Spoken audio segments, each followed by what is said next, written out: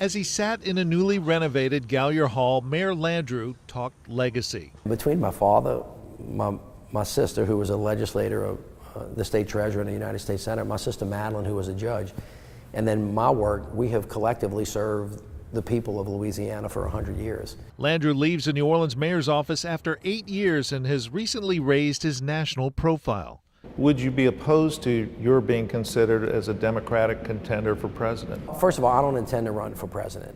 The next question people ask me is, well, would you ever think about it? Well, of course, in politics, you never say never. But while he looks back on what he calls a successful run, there have been challenges, especially when it comes to crime and a decrepit city drainage system.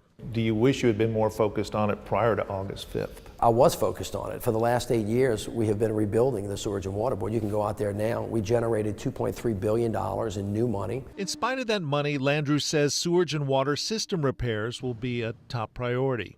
You have an old, tired plant that's older than Calvin Coolidge. During his 8 years in office, Landrieu made it clear he wanted changes in civil service in a way that would make employees more accountable. And though he was able to implement some change, he's frustrated he wasn't able to do more. Civil service is just like every other form of government. Left to its own devices, it will get heavy, it will get slow. Critics say the removal of 4 Confederate-era monuments was a major distraction from city issues and have accused the mayor of not living up to a promise to restore the sites and find suitable homes for the monuments. Some people have accused you of punting that decision to the next mayor. What do you say to those naysayers? The people who are against me taking down the monuments are going to be mad at me every day for everything that I do, no matter what, because that was a defining moment for them in their life, and that's just really sad. In spite of flood control and chronic crime problems, Landrieu says he's leaving the city on a roll. It's a lot easier to do business with the city than it was when I got here,